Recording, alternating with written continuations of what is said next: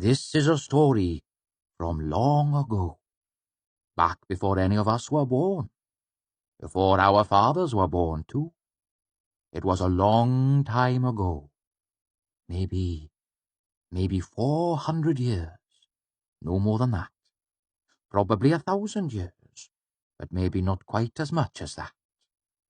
It was a bad time in the world. People were hungry and sick. There were famines and great plagues. There were many wars and other bad things in this time because there was no one to stop them. But the worst thing in this time was that there were demons walking the land. Some of them were small and troublesome creatures who lamed horses and spoiled milk, but there were many worse than those. There were demons who hid in men's bodies and made them sick or mad. But those were not the worst. There were demons like great beasts that would catch and eat men while they were still alive and screaming. But they were not the worst. Some demons stole the skins of men and wore them like clothes, but even they were not the worst. There was one demon who stood above the others, Encanis, the swallowing darkness. No matter where he walked, shadows hid his face, and scorpions that stung him died of the corruption they had touched.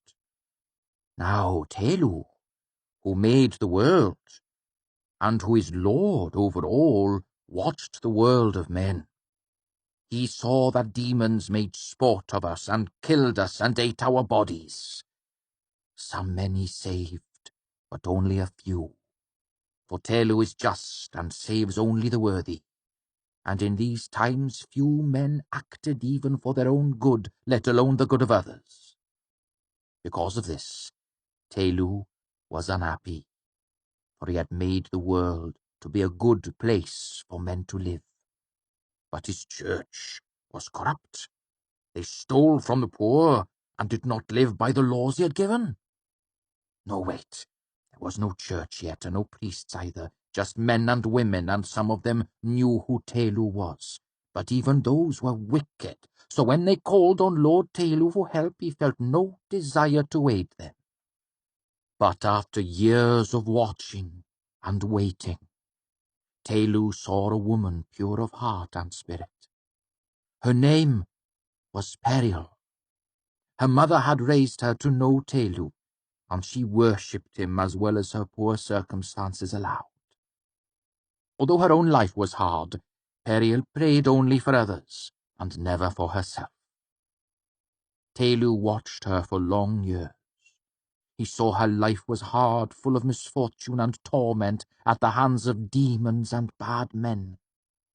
But she never cursed his name, or ceased her praying, and she never treated any person other than with kindness and respect. So, late one night, Tehlu went to her in a dream.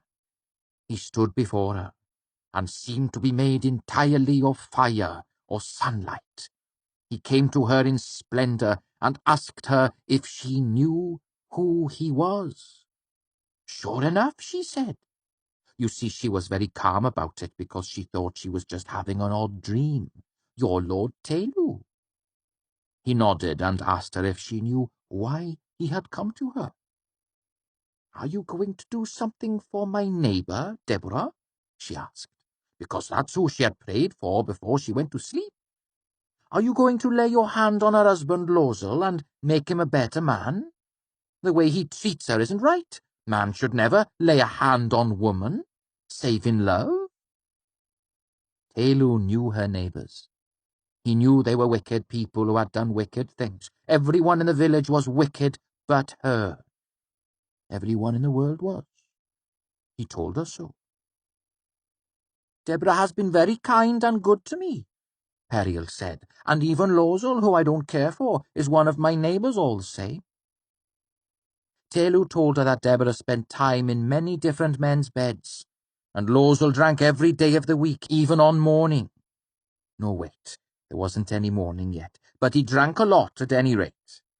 Sometimes he grew so angry that he beat his wife until she could not stand or even cry aloud. Periel was quiet for a long moment in her dream. She knew Tehlu spoke the truth, but while Periel was pure of heart, she was not a fool. She had suspected her neighbours of doing the things Tehlu said. Even now that she knew for certain, she cared for her neighbours all the same. You won't help her? Tehlu said that the man and wife were each other's fitting punishment. They were wicked, and the wicked should be punished. Periel spoke out honestly, perhaps because she thought she was dreaming, but perhaps she would have said the same thing had she been awake. But Periel said what was in her heart. It's not their fault that the world is full of hard choices and hunger and loneliness, she said. What can you expect of people when demons are their neighbours? But though Tehlu listened to her wise words with his ears, he told her that mankind was wicked, and the wicked should be punished. I think you know very little about what it is to be a man, she said, and I would still help them if I could, she told him resolutely. So you shall, Tehlu told her, and reached out to lay his hand on her heart. When he touched her, she felt like she were a great golden bell that had just rung out its first note. She opened her eyes and knew then that it had been no normal dream. Thus it was that she was not surprised to discover she was pregnant. In 3 months, she gave birth to a perfect dark-eyed baby boy. She named him Menda. The day after he was born, Menda could crawl. In 2 days he could walk. Periel was surprised but not worried, for she knew the child was a gift from God. Nevertheless, Periel was wise. She knew that people might not understand, so she kept Menda close by her, and when her friends and neighbours came to visit, she sent them away. But this could only last a little while, for in a small town there are no secrets. Folk knew that Periel was not married, and while children born out of wedlock were common during this time, children who grew to manhood in less than 2 months were not. They were afraid that she might have lain down with a demon, and that her child was a demon's child. Such things were not unheard of in those dark times, and the people were afraid. So everyone gathered together on the first day of the 7th span and made their way to the tiny house where Periel lived by herself with her son. The town smith, whose name was Rengen, led them. "Show us the boy," he yelled. But there was no response from the house. "Bring out the boy and show us he is nothing but a human child." The house remained quiet, and though there were many men among them, no one wanted to enter a house that might have a demon's child inside. So the smith cried out again, "Periel, bring out young Menda, or we will burn your house around you." The door opened, and a man stepped out. None of them recognized who it was, because even though he was only 7 span from the womb, Menda looked to be a young man of 17. He stood proud and tall, with coal black hair and eyes. "I am the one you think is Menda," he said in a voice both powerful and deep. "What do you want of me?" The sound of his voice made Periel gasp inside the cottage. Not only was this the first time Menda had ever spoken, but she recognized his voice as the same one that had spoken to her in a dream months ago. "What do you mean, we think you are Menda?" asked the smith, gripping his hammer tightly. He knew that there were demons that looked like men, or wore their skins like costumes, the way a man might hide beneath a sheepskin. The child who was not a child spoke again. "I am Periel's son, but I am not Menda, and I am not a demon." "Touch the iron of my hammer, then." said Rengen, for he knew all demons feared two things, cold iron and clean fire. He held out his heavy forge hammer. It shook in his hands, but no one thought the less of him for it. He who was not mender stepped forward and lay both hands on the iron head of the hammer. Nothing happened. From the doorway of her house where she watched, Periel burst into tears, for though she trusted Tehlu, some part of her had held a mother's worry for her son. "I am not mender, though that is what my mother called me. I am Tehlu, Lord above all. I have come to free you from demons and the wickedness of your own hearts. I am Tehlu, son of myself. Let the wicked hear my voice and tremble." And they did tremble. But some of them refused to believe. They called him a demon and threatened him. They spoke hard, frightened words. Some threw stones and cursed him and spat toward him and his mother. Then Tehlu grew angry, and he might have slain them all. But Periel leaped forward and laid a restraining hand on his shoulder. "What more can you expect," she asked him quietly, "from men who live with demons for their neighbours?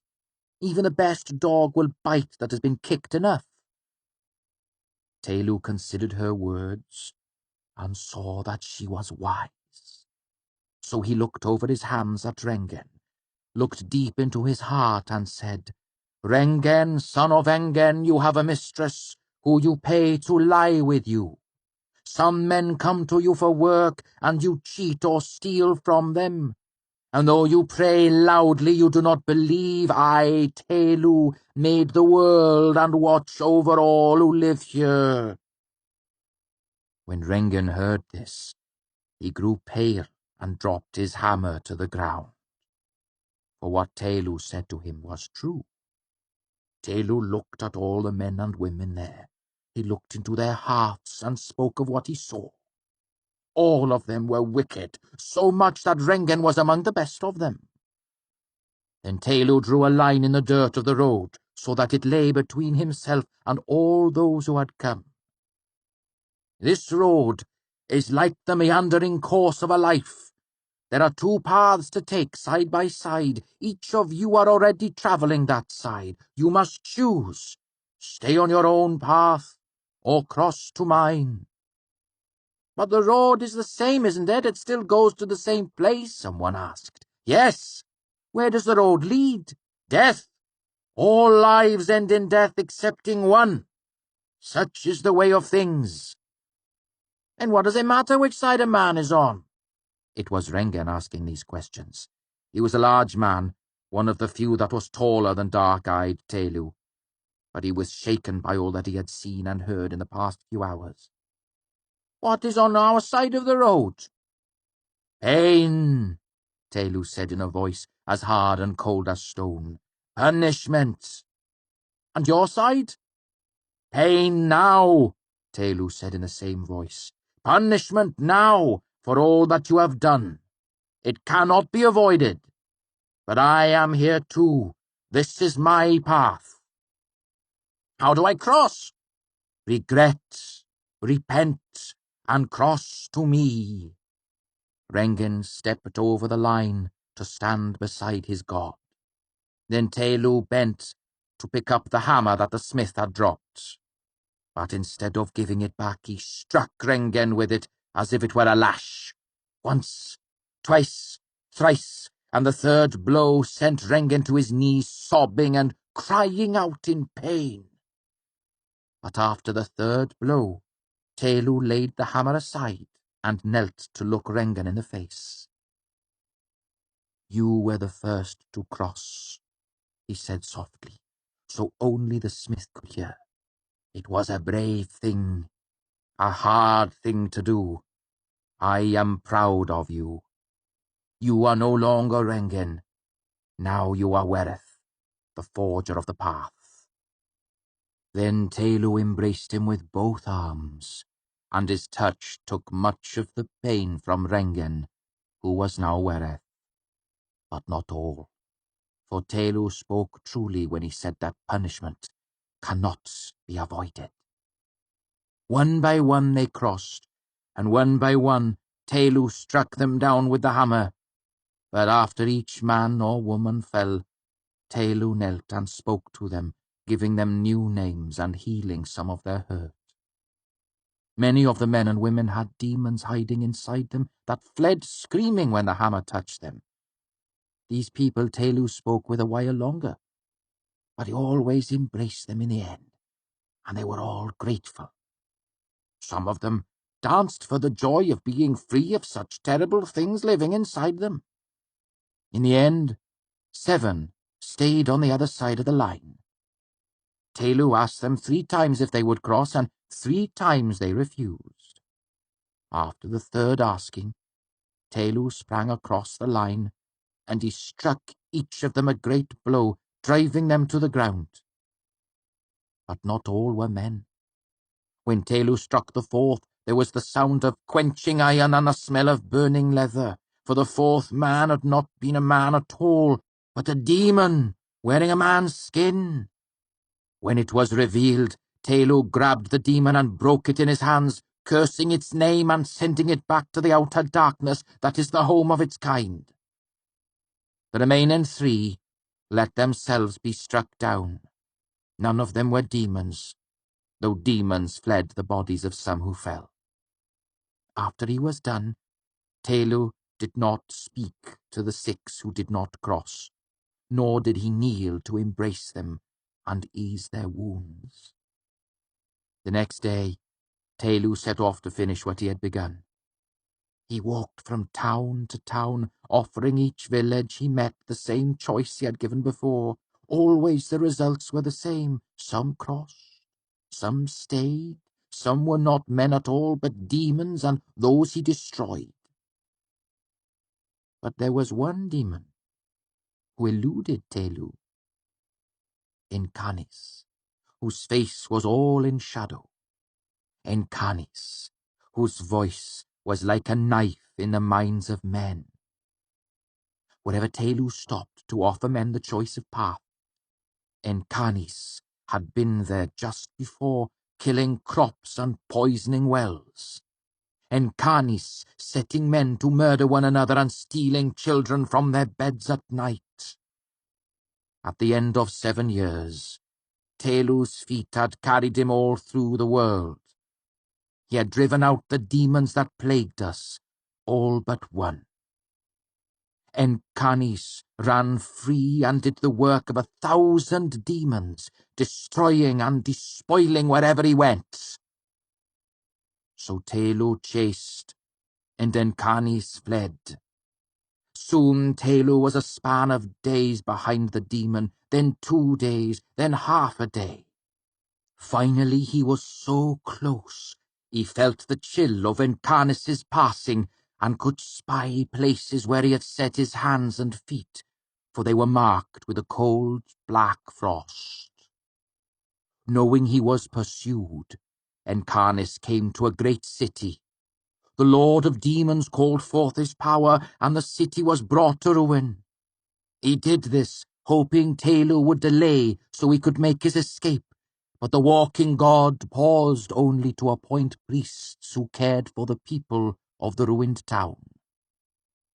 For 6 days, Encanis fled, and 6 great cities he destroyed. But on the 7th day, Tehlu drew near before Encanis could bring his power to bear, and the 7th city was saved. That is why 7 is a lucky number, and why we celebrate on Canin. Encanis was now hard-pressed, and bent his whole thought upon escape. But on the 8th day, Tehlu did not pause to sleep or eat, and thus it was that at the end of felling, Tehlu caught Encanis. He leaped on the demon and struck him with his forge hammer. Encanis fell like a stone, but Tehlu's hammer shattered and lay in the dust of the road. Tehlu carried the demon's limp body all through the long night, and on the morning of the 9th day he came to the city of Artur. When men saw Tehlu carrying the demon's senseless form, they thought Encanis dead. But Tehlu knew that such a thing was not easily done. No simple blade or blow could kill him. No cell of bars could keep him safe within. So Tehlu carried Encanis to the smithy. He called for iron, and people brought all they owned. Though he had taken no rest, nor a morsel of food, all through the 9th day Tehlu laboured. While 10 men worked the bellows, Tehlu forged the great iron wheel. All night he worked, and when the first light of the 10th morning touched him, Tehlu struck the wheel one final time, and it was finished. Wrought all of black iron, the wheel stood taller than a man. It had 6 spokes, each thicker than a hammer's haft, and its rim was a handspan across. It weighed as much as 40 men, and was cold to the touch.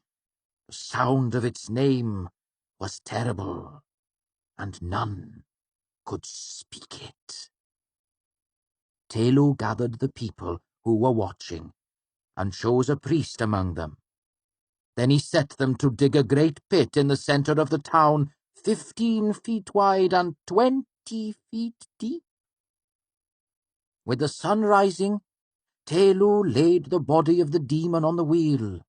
At the first touch of iron, Encanis began to stir in his sleep, but Tehlu chained him tightly to the wheel, hammering the links together, sealing them tighter than any lock. Then Tehlu stepped back, and all saw Encanis shift again, as if disturbed by an unpleasant dream. Then he shook and came awake entirely. Encanis strained against the chains, his body arching upward as he pulled against them. Where the iron touched his skin, it felt like knives and needles and nails, like the searing pain of frost, like the sting of 100 biting flies. Encanis thrashed on the wheel and began to howl as the iron burned and bit and froze him. To Tehlu, the sound was like a sweet music.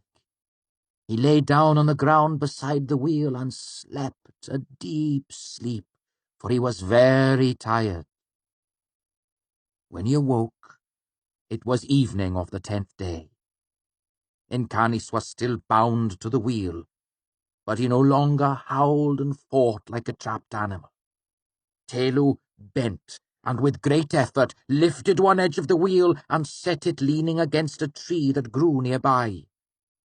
As soon as he came close, Encanis cursed him in languages no one knew, scratching and biting.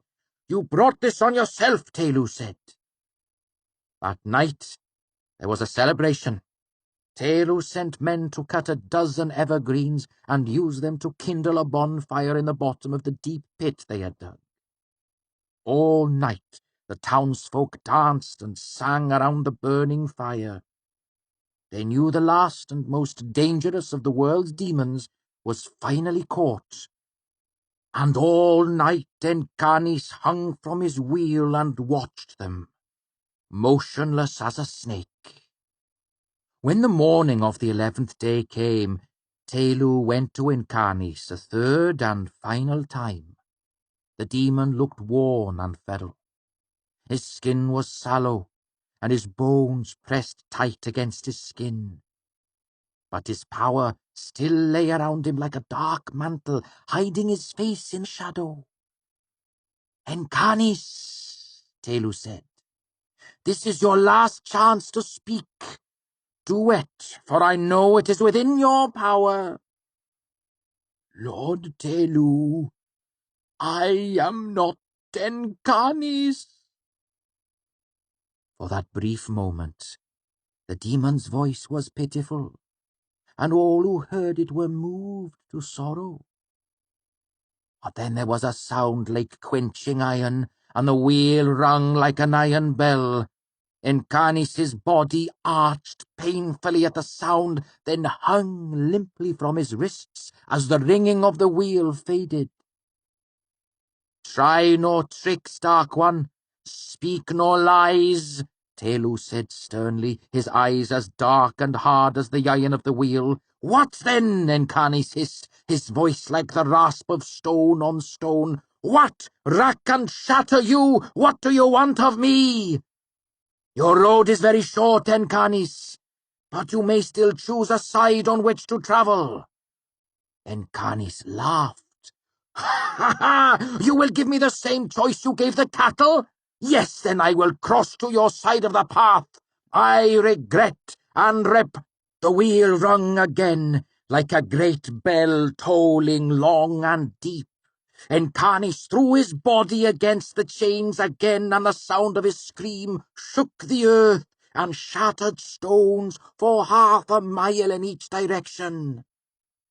When the sounds of wheel and scream had faded, Encanis hung panting and shaking from his chains. "I told you to speak no lie, Encanis," Tehlu said, pitiless. "My path, then," Encanis shrieked, "I do not regret. If I had my choice again, I would only change how fast I ran. Your people are like cattle my kind feed on. Bite and break you. If you gave me 1/2 an hour, I would do such things that these wretched, gawping peasants would go mad with fear. I would drink their children's blood and bathe in women's tears." He might have said more, but his breath was short as he strained against the chains that held him. "So," Tehlu said, and stepped close to the wheel. For a moment it seemed like he would embrace Encanis, but he was merely reaching for the iron spokes of the wheel. Then, straining, Tehlu lifted the wheel above his head. He carried it, arms upstretched towards the pit, and threw Encanis in. Through the long hours of night, a dozen evergreens had fed the fire. The flames had died in the early morning, leaving a deep bed of sullen coals that glimmered when the wind brushed them. The wheel struck flat, with Encanis on top. There was an explosion of spark and ash as it landed and sank inches deep into the hot coals. Encanis was held over the coals by the iron that bound and burned and bit at him. Though he was held away from the fire itself, the heat was so intense that Encanis's clothes charred black and began to crumble without bursting into flame. The demon thrashed against his bonds, settling the wheel more firmly into the coals. Encanis screamed because he knew that even demons can die from fire or iron. And though he was powerful, he was bound and burning. He felt the metal of the wheel grow hot beneath him, blackening the flesh of his arms and legs. Encanis screamed, and even as his skin began to smoke and char, his face was still hidden in a shadow that rose from him like a tongue of darkening flame. Then Encanis grew silent, and the only sound was the hiss of sweat and blood as they fell from the demon's straining limbs. For a long moment, everything was still. Encanis strained against the chains that held him to the wheel, and it seemed that he would strain until his muscles tore themselves from bone and sinew both. Then there was a sharp sound, like a bell breaking, and the demon's arm jerked free of the wheel. Links of chain, now glowing red from the heat of the fire, flew upward to land, smoking at the feet of those who stood above. The only sound was the sudden, wild laughter of Encanis, like breaking glass. In a moment, the demon's second hand was free, But before he could do more, Tehlu flung himself into the pit and landed with such force that the iron rang with it. Tehlu grabbed the hands of the demon and pressed them back against the wheel. Encanis screamed in fury and in disbelief, for though he was forced back onto the burning wheel, and though he felt the strength of Tehlu was greater than chains he had broken, he saw Tehlu was burning in the flames. "Fool!" he wailed. "You will die here with me! Let me go and live! Let me go, and I will trouble you no further!" And the wheel did not ring out, for Encanis was truly frightened. "No," said Tehlu, "your punishment is death. You will serve it." "Fool! Madling!" Encanis thrashed to no avail. "You are burning in the flames with me. You will die as I do. To ash all things return, so too this flesh will burn. But I am Tehlu, son of myself, father of myself. I was before and I will be after. If I am a sacrifice, then it is to myself alone, and if I am needed and called in the proper ways, then I will come again to judge and punish." So Tehlu held him to the burning wheel, and none of the demon's threats or screaming moved him the least part of an inch. So it was that Encanis passed from the world, and with him went Tehlu, who was Menda. Both of them burned to ash in the pit in Atur. That is why the Telin priests wear robes of ashen grey. And that is how we know Tehlu cares for us, and watches us, and keeps us safe.